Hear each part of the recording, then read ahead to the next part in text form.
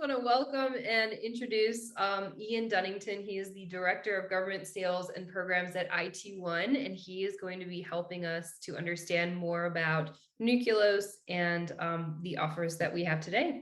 Ultimately, what we've done is we've come together as a team, Nucleos and IT1, and we've leveraged our mutual experience in corrections. So my team has been working in corrections for a dozen years, nowhere near as long as some of you guys have, and thanks for your service. So we're novices in this, but we do know how jails operate, how prisons operate. We know the challenges that y'all face. We know what you're trying to achieve, which is really to reduce recidivism, create better people back into society, because ultimately they're going to become our neighbors again. So we want to have good neighbors. And we actually have got a lot of experience with delivering technology behind the wall and partnered with Nucleos because, quite frankly, after my 15 to 20 years in the e-learning business, I haven't seen anything as secure in delivering learning systems, learning solutions, content, and managing multiple streams of content from multiple learning management systems as Nucleos does. So we're really excited about that. And that's why I'm here. That's what I want to do is really make your lives easier. So if you look at what we're trying to do here today, it's really just cover off on the technology, how it's going to help support Pell, how it's going to actually help your jail programs, your correctional programs that you may have, any kind of challenges that we've observed when we've been going into the marketplace, and then how we might be able to help you, or some ideas on how you can help yourself. So that's the main thing there. And then if you look at IT1 as just an overview of us, why are we even competent at what we do? Well, it's 20 years in business.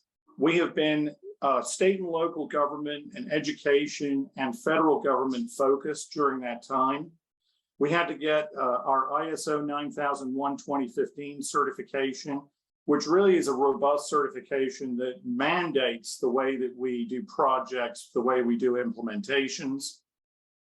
And we have security certifications, which has become all important in this. And in fact, if you look at your state and local government IT departments, they're requiring certifications of vendors.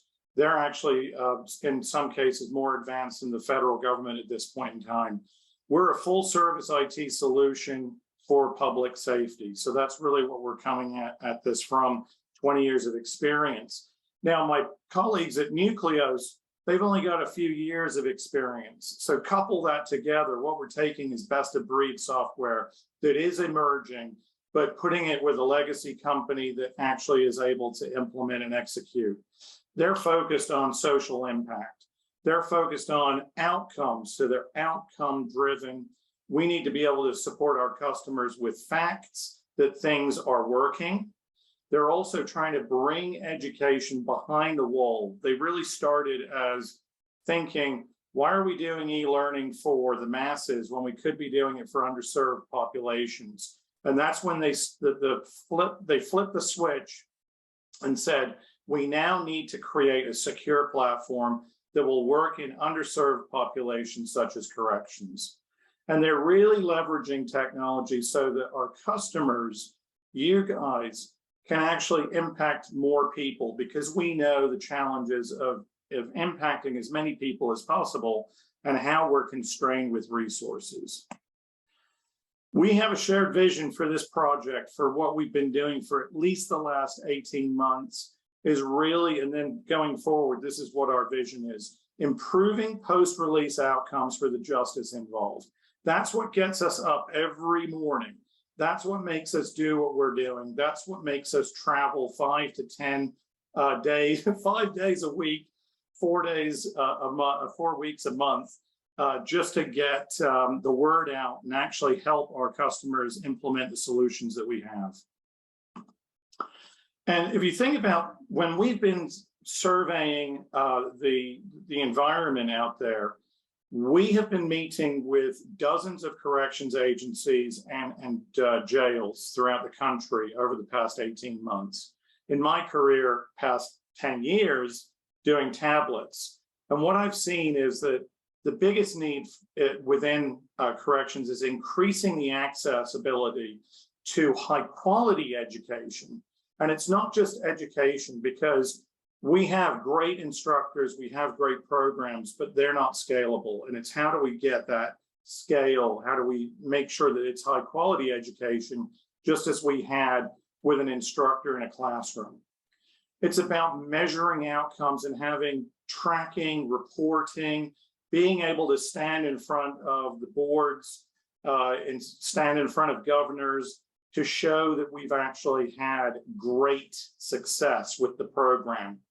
This is of utmost importance. And the biggest thing that we've seen in working with customers is just the vast amount of data that they have from disparate systems, and actually pulling that all together. Instructor-led training, in-person training, programs, different systems, one facility using it, one system, another facility using another. And it's really about aggregating that data into one single portal, one pane of glass, so that we can report on it easily. And then, all importantly, as we go into a recession, we're reducing costs, we're making sure that we're having the right amount of spend. But the other thing that we've got going on is, quite frankly, attracting labor back into the workforce. And it's about making things an enjoyable experience for the worker as well, and making them more efficient because we don't have as many of them, and keeping them happy in their workload. The other thing that we found, and my colleagues and I have been traveling through COVID, we've been meeting with corrections and jails throughout this time, because you guys never took a break. You were always out there, you were on call, you were on duty. We've been meeting with you. And what we found is that pre-COVID, there was a big difference. We saw a lot more physical interaction. There were classrooms. People were coming into the facility. They were delivering training programs. They were doing AA programs. They were doing GED, high school equivalency. And then, quite frankly, that just stopped and something happened. But we also saw that pre-COVID, that was limited. You could only have certain amounts of students actually interact with those teachers. They had to be the right level of student. They had to be paired up with the right teachers, etc. What we found out, and just quite frankly, K through 12 as well, post-COVID, is that people are now open to blended learning more than they ever were. I saw the first blended learning solutions in the early 2000s. I was selling e-learning back then, and quite frankly, there was a big uproar because it was going to get rid of instructors. Now we really are okay with that. What we're seeing is the teacher, the instructor, is now more of a facilitator.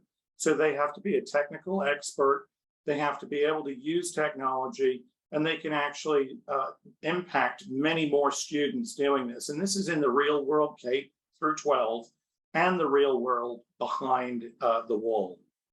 And then what we're seeing is that because of this, it's much more scalable, it's much more adaptable, and you can have better capacity per instructor for a larger deployed set of students out there. And this is, it's probably one of the positive things that happened during the pandemic. We learned a lot about how we can actually adapt to technology. So what we're seeing is that, and this is just not us, to be able to use technology behind the wall, you've got to do a couple of things. You got to find the content that you want to deliver. And we know that there are people delivering content right now. We know that they have content, but is it the right content? Is it quality content? You need to have a software platform, and that's what our team has been developing over the past 2 years and really perfecting, is having a software platform that can integrate that content from multiple sources and then deliver it in a hardware agnostic way. And why is that? It's because you guys have already invested in hardware. You already have classrooms. You may not have hardware, you may not have classrooms, and you may have preferences on devices. So it's about having the right mix of what we bring to the table and then what you already have. So that software platform needs to be able to integrate with multiple products that are out there in the environment. And everyone has a different budget. Chromebook might be better for others because it's cheaper than a PC based, et cetera. Or we might only have staff that can support PCs. So it's about being flexible with that too. And then finally, wrap it around that, because of the resource constraints we have in IT services across the nation, it's about having IT services wrapped in that can actually help integrate and ingest all of this into your environment. What we've seen is that in working with customers and going to CLA, we're a member of CLA, which is the Correctional Leadership Association, going to CEA, going to the jail programs associations and the local sheriff's associations, we've seen that most of you all are absolutely keyed in and focused on improving education outcomes. And it's not merely, let's just put them with a electronic babysitter and let's just let them play with it until they're done with their sentence. Instead, it's what are we going to do to impact the outcomes while they're here and then continue that when they're released through other programs. The other thing that's been keeping everyone up at night is, and there's been cases out there where people have had technology breaks and all the rest of it out there in corrections. It's about security, and it's about having a zero tolerance for security breaches. So it's a zero trust environment. And that's exactly what we're operating in the commercial world, K through 12 and corrections.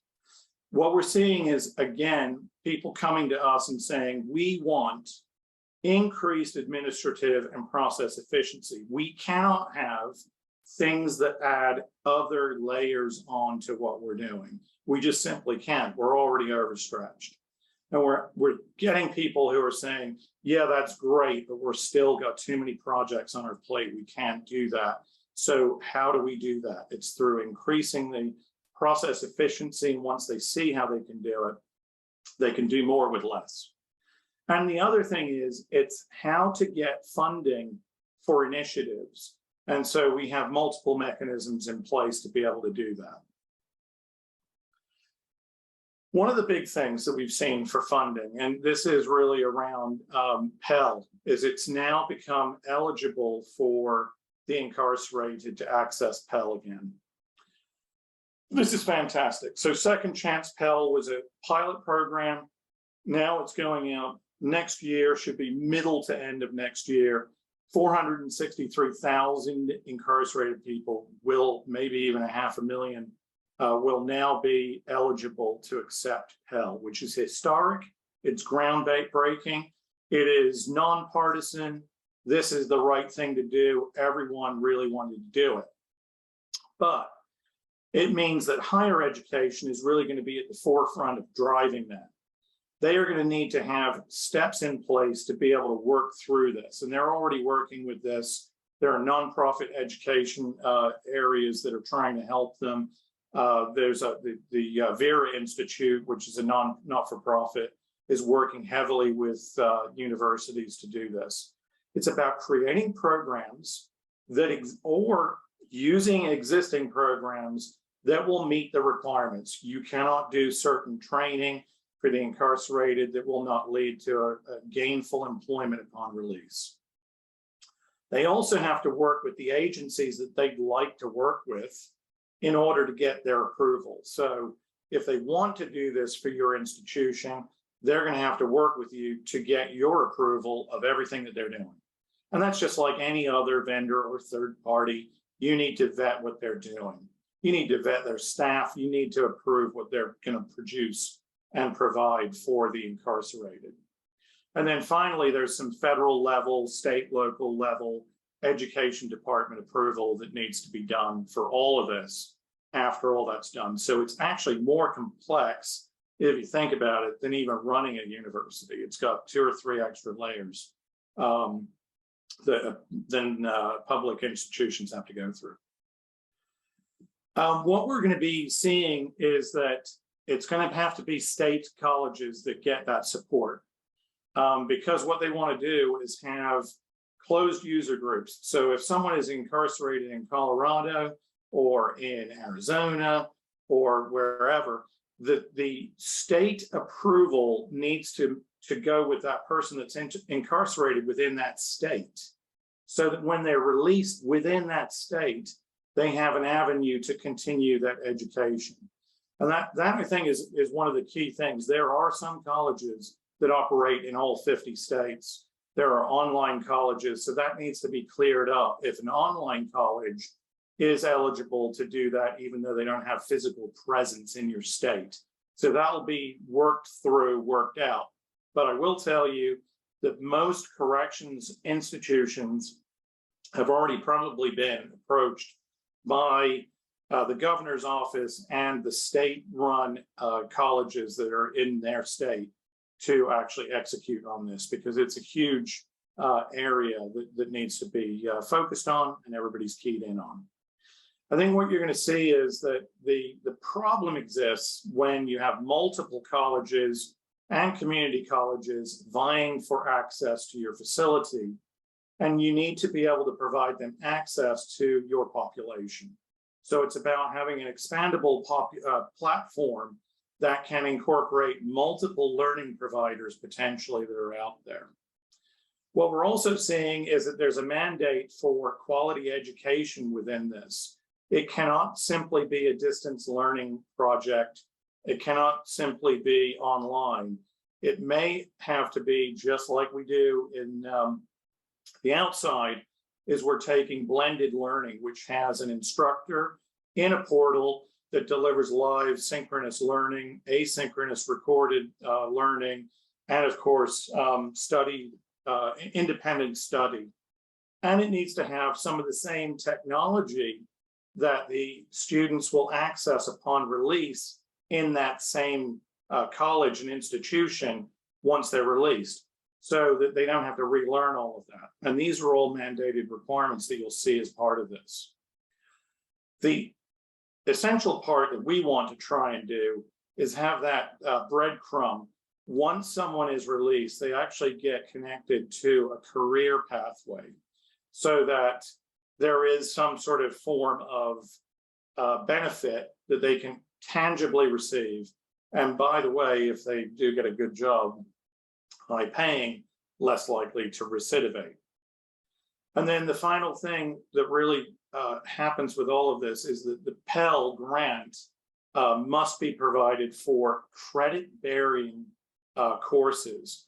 So credit-bearing only, no vocational, must be accredited, et cetera. So it's got all these different areas around it. So just one thing to point out, and we've been, this is one challenge that you're going to have. The Pell Grant money doesn't ever go to the correctional institution that's trying to provide this education.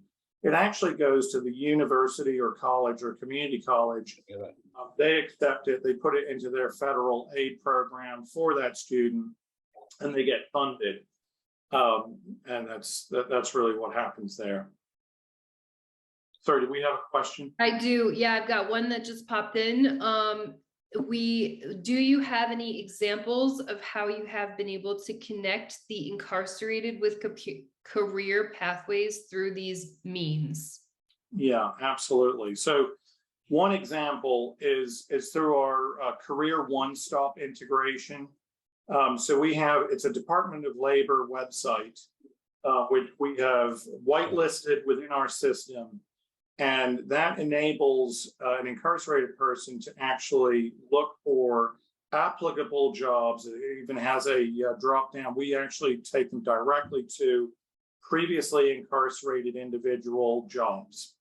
And they will actually see all the stuff. And there's a huge amount of jobs right now, which is the benefit, which is in the catering, hospitality industry, hotel industry, restaurant industry. in construction, electrical work, plumbing. We have seen people getting hired by trades unions that will actually be looking for individuals post-release, and will actually do pre-release programs with those individuals. So your local union shops can actually be a really good resource for this. What we're building in the tool, and it doesn't currently exist, is a true learning pathway within our LMS content management system, which will integrate with multiple systems, which will say, if you want to do this job, here are the courses we suggest, just like we get when we go into LinkedIn. LinkedIn suggests things based on your profile. These are the things you might want to look at.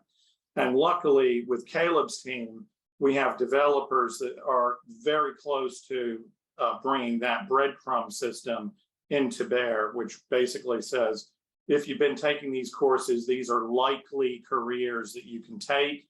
And then you marry that to Career One Stop, and then you can start looking at jobs. You can't apply for them yet within the incarcerated world, but obviously that'll come soon, where it'll be a curated application process that's all managed and monitored so that there's no interaction unnecessarily with the outside world. But thanks for that.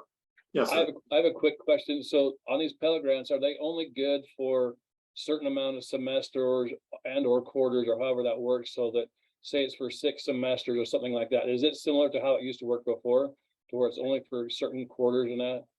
Yes, absolutely. Exactly the same. So they've basically taken what is eligible for people on the outside.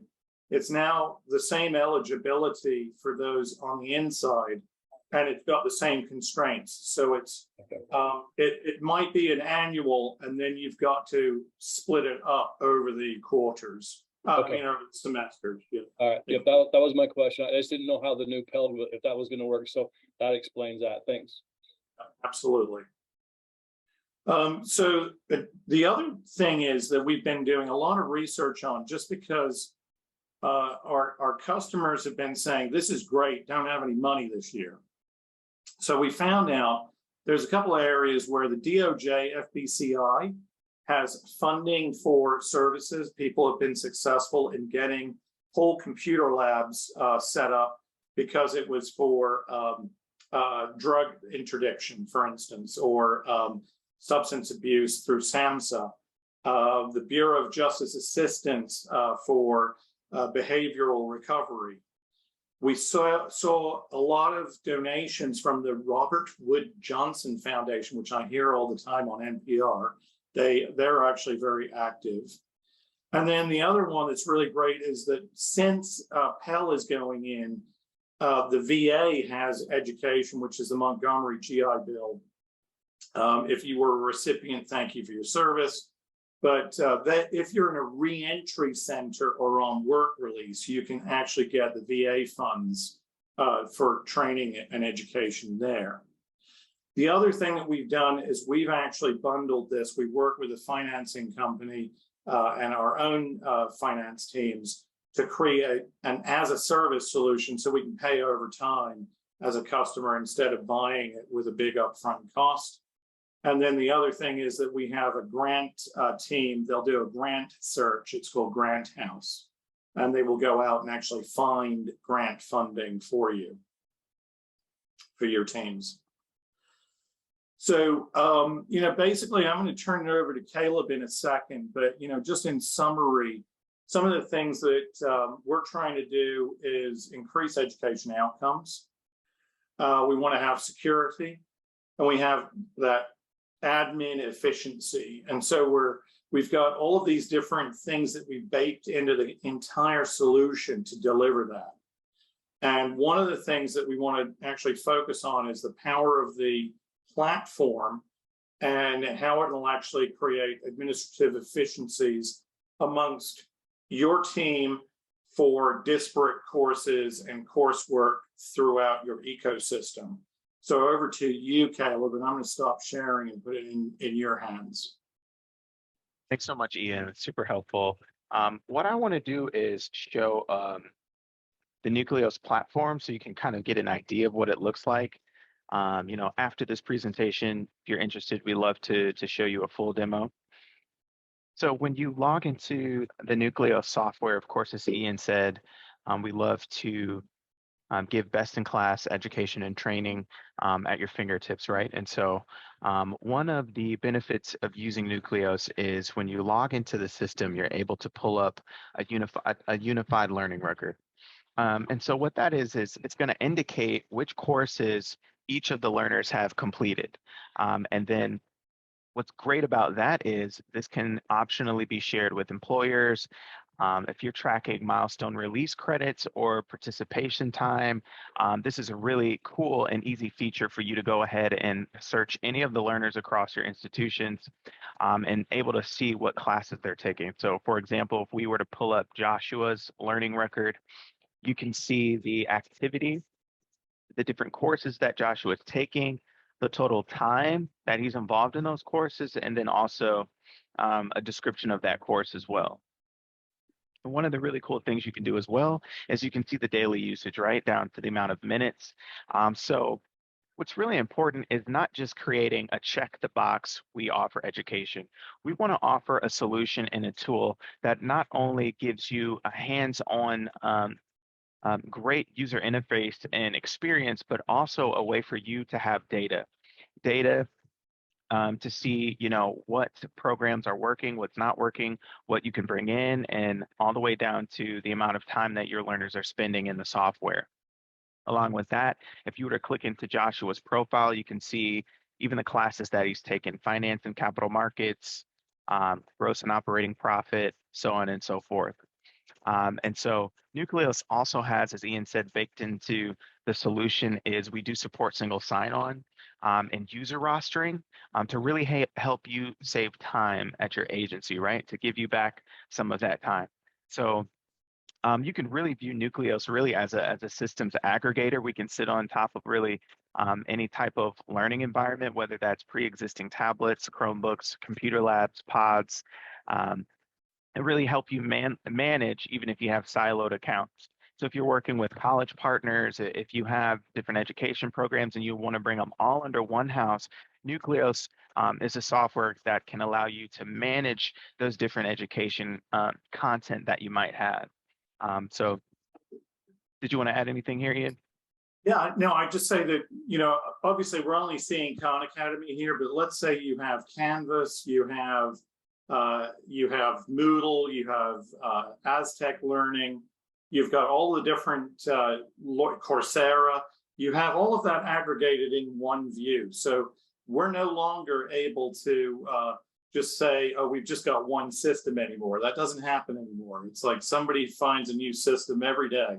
So this allows you to have GCF Global, Canvas, Zoom, Khan, all coexisting without having to do LMS integrations. So truly think of this portal as an integration tool that is a bridge to all of these, that gives you a single pane of glass to manage all of that. So thanks. Definitely. Yeah, and I mean, we also work with content partners with hundreds of different vocational certificate courses, industry-leading certification programs.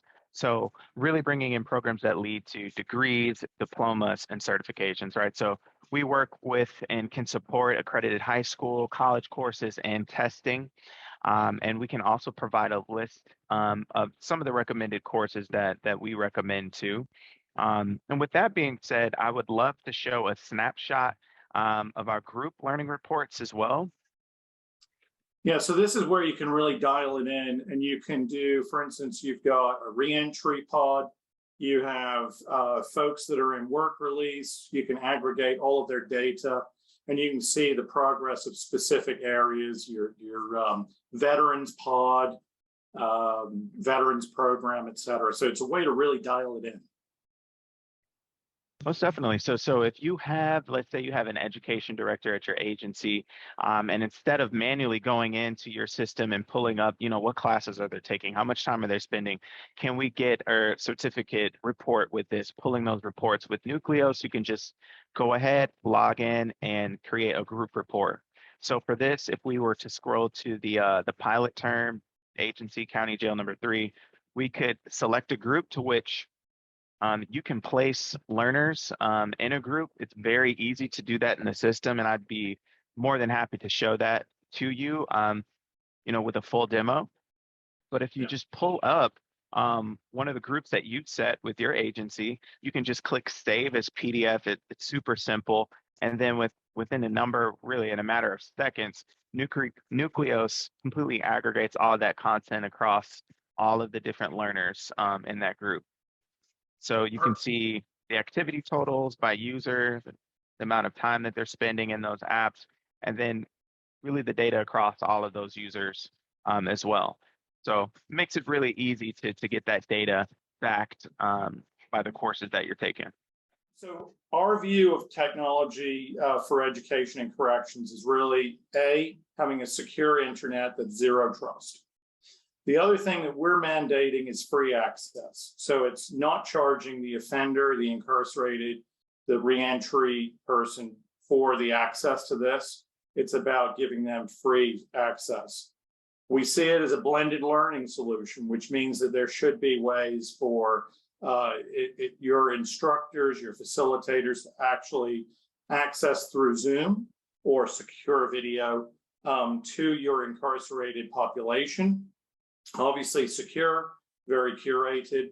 And then the other thing is we see it as about dedicated devices. And really, when you look at this holistic thing, it's about the combination of all these elements. Dedicated devices for learning. Some of you guys have corrections, telecommunications vendors bringing in devices. But what we're seeing is that those devices are really entertainment focused. And if they do education, it's a check the box education. We want to have quality learning, blended learning, free access, a secure internet, and dedicated devices to facilitate this. And that's really what we see as the essential ingredients. We also see that we want to have a couple of things here that's really the expandable platform that is not device, it's not device dependent. You can have any device, bring your own device, or we bring the device. It needs to have accredited courses, especially if you want to leverage Pell. We also are developing ways that the incarcerated person can personalize their learning experience. So right off the bat, the Nucleos platform enables the student to be able to go in and actually create goals and set themselves goals. It also allows the facilitator or the facility to set personalized goals for that incarcerated learner. And then the other thing that we wanted to do was to have a persistent learning record. And what that means is what starts off inside goes to the outside. So this learner record will actually go with them on the outside, and they can actually access the Nucleos platform securely on the outside once they're released. So we thought that all these elements were highly desirable and really should be mandated as part of the solution. Again, we brought up that it's got to have a course and content library, and this is really, the universe is the limit. We have integrated with so many different courses, different providers, different public library systems. We're in the process of doing a major rollout. And I was there on site at a jail for the past 2 weeks. And when I was in front of the learners, it was unbelievable. We showed them a number of things. There's entertainment on there, of course, because you got to have some entertainment, games, Pluto TV, some Pandora. But one learner just struck me that it was amazing. He said, I don't care about that. I want to get my degree. Show me how to get a degree on the system. And that was like just a turning point for me. This is what we're doing. This is great. And then we had so many people excited about the fact that there was Wikipedia and they could do Wikipedia. There was the law library was on there. And they were so excited about just the ability to take courses through Coursera, Essential Ed, and so forth. So it's really, I love it because it truly is the audience that I'm sure instructors would love to have. and they really are grateful. We got a lot of thanks, a lot of praise. So again, it's about having good content. And so when we integrate the content, there's a couple of things that we have to do. We have to make sure that the content is secure for corrections.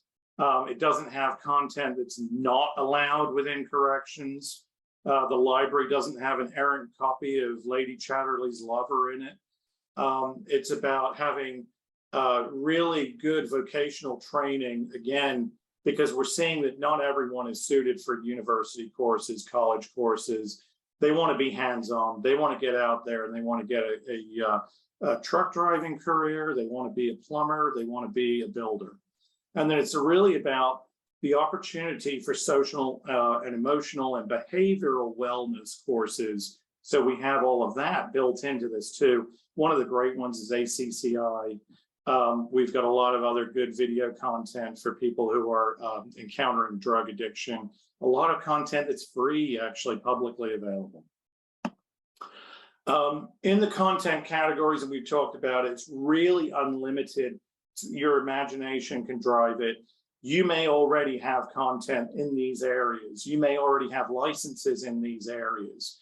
And what we're able to do is take those licenses, take the platform and integrate it into the platform so that you're using the investment that you already have. Or you've already built the courses, you have your own LMS. It's about porting that into a secure device. So that's really what we're able to do with a wide range of course content. Bring your own, happily, we'd love to have that, or we integrate with what you have, bring our own. When you think about the software platform, again, it's everything's in the cloud nowadays. We hear cloud, cloud, cloud. Software as a service makes it our problem. We're managing it. We're maintaining it. We do the proxy. We do the filtering. We can manage every aspect of that. Help desk, that's part of our mandate, is to do a 24/7 by 365 help desk. We do on-site support for larger customers. So we're able to do all of that really with the platform, and also ensure that you've got the security that you have to go to your stakeholders and keep them happy. We have the right staff to talk about our security certification, CMMC, NIST, and so forth. A huge range of security certifications. Again, these are your challenges. We've seen them, and that's why we're trying to help you with the reporting. We've got that audit reporting, so we can actually look at our system and see what has been going on with the system by user, by device, by network. We also are doing ongoing penetration testing. We're doing ongoing security monitoring of the system to ensure that you have the utmost security, and we're getting reports out to you if there have been any attempted incursions. And then, of course, it's about minimizing the cost for you and us and time for you and us on integration. So it's about having an integration engine. We're seeing more and more as the situation increases for you guys. Just quickly over to Rob. Rob Savasco is my colleague. He's been 20 years, 25 years in corrections doing IT integrations and infrastructure installs. So I'd like to turn it over to you quickly. No, thank you, Ian. Appreciate that.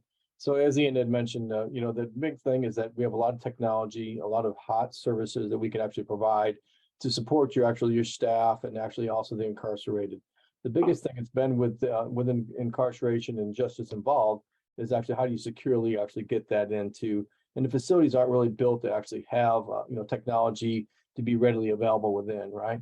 And that's where we come in with IT1 with a 20+ years experience of actually building network, and then Ian and myself actually having years experience, as Ian mentioned, 20 years experience working in corrections, building out actual networks on that. So the biggest thing is it's shown here, right? You need a secure cloud. We can actually help you with that and incarcerated or encrypted all the way through via the wide area network, and actually coming down to the local area network, which is actually within the facilities itself. We have the experience to be able to help build out that. But the biggest thing is that you may already have started, or your facilities may already have some local area network built into it for the staff and the officers and the medical staff to be able to operate within your facility. We can actually help with that. Take a look at that, assess what you have today, and then actually at that point we can expand it as need to be, or we can actually help and manage it all onto one. Because some of the biggest challenges within a correctional facility is that the service provider for the tablets that you may have today, or the communications may have a network within there, medical may have a network, and now you want to bring in the educational network. Well, within that confined spaces, it actually you start stepping on each other. So we can actually help with that. We can manage it. We can monitor to make sure that everybody stays within their own space. Or we actually, the best way to do it is to bring it into one network that the facility owns and manages, and that you can actually allow everybody to access securely, dividing all services with separate SSIDs within that. We can look at the devices. Within that, you can be within the computer labs. You can actually have within the housing units. It could actually be within your actual classroom environments as well. But with that, as Ian had mentioned multiple times, is that the way we look at it, it can be your existing equipment, whether you're actually utilizing Chromebooks, utilizing existing private, on-premise networks, utilizing Windows. We can help you securely get that onto our platform to utilize the cloud and some of the additional services with that. It could be utilizing tablets. We can actually come up with apps to be able to utilize an existing tablets. But the main thing is that we can also provide Chromebooks and as well as Android tablets to provide our services, as well as additional services with that. We actually have a correctional grade case that is actually built and designed just for us. What some of it does actually have some antibacterial built into it as well. So that's an option that's available.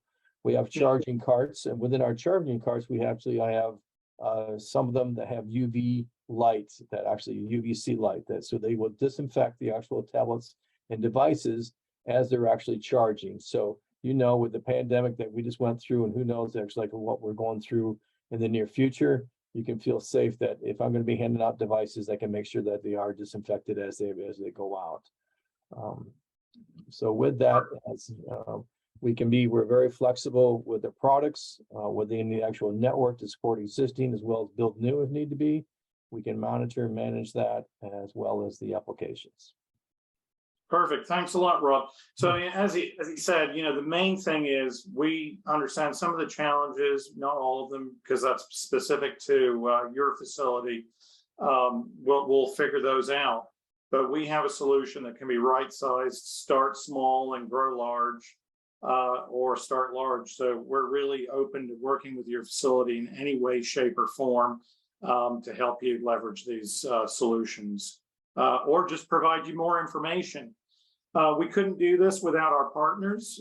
So we've got great partners out there, great content partners that we can bring to bear within your facility. Or if you're already partnered with them yourself, as a large agency or a small agency, you may already have this already done. So thanks again. And then finally, what is our differentiator? We believe that we shouldn't charge the incarcerated for this solution. So it should be agency paid. We believe that the network that we put in should be able to be used by you guys as well. So there's a lot of conflicting issues out there for if a vendor has put in a network, it's their own network and nobody else can use it. We think that there's too many of that going on. We also believe that it should be working on any device. You bring your own device, we'll secure the network and the device. We also think that you should be able to bring your own content, and you should bring your own facilitators and your own instructors. We work with every single LMS that's out there from all the top providers. If you built your own LMS, we may have to take a look under the hood. We also can help you find various methods of funding. We'd love to work with you to do that. And then ultimately, really the thing to do is to kick the tires, take a look at what we've got, see how it would work with your facility. And again, we're happy to do an on-site demonstration with live equipment so you can see it working on equipment. and you can actually stress test it, look at it, and inspect it yourself. But that's where we are. Thank you very much for your time.